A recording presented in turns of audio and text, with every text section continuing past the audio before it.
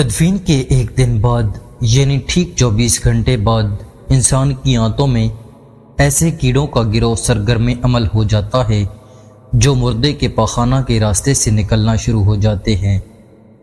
اس کے ساتھ ہی ناقابل برداشت بدبو پھیلنا شروع ہو جاتی ہے جو دراصل اپنے ہم پیشہ کیڑوں کو دعوت دینے کے مترادف ہے۔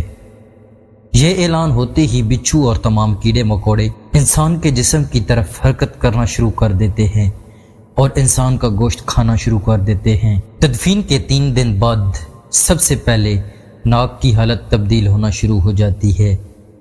6 دن بعد ناخن گرنا شروع ہو جاتے ہیں۔ 9 دن بعد بال گرنا شروع ہو جاتے ہیں۔ انسان کے جسم پر کوئی بال باقی نہیں رہتا اور پیٹ پھولنا شروع ہو جاتا ہے۔ 17 دن بعد پیٹ پھٹ جاتا ہے اور دیگر اعضاء باہر آنا شروع ہو جاتے ہیں۔ 60 دن بعد مردے کے جسم سے سارا گوشت ختم ہو جاتا ہے۔ انسان کے جسم پر گوشت کا ایک ٹکڑا بھی باقی نہیں رہتا۔ 90 دن بعد تمام ہڈیاں ایک دوسرے سے جدا ہونا شروع ہو جاتی ہیں۔ 1 سال بعد ہڈیاں بوسیدہ ہو جاتی ہیں اور بالآخر جس انسان کو دفنایا گیا تھا اس کا وجود ختم ہو جاتا ہے اور وہ مٹی میں مل جاتا ہے۔ تو میرے دوستو، غرور، تکبر، حرص، لالچ، گھمنڈ، دشمنی، حسد، بغض، جلن، عزت، وقار، نام، عہدہ، بادشاہی، یہ سب کہاں جاتا ہے؟ سب کچھ خاک میں مل جاتا ہے۔ انسان کی حیثیت ہی کیا ہے؟ مٹی سے بنا ہے، مٹی میں دفن ہو کر مٹی ہو جاتا ہے۔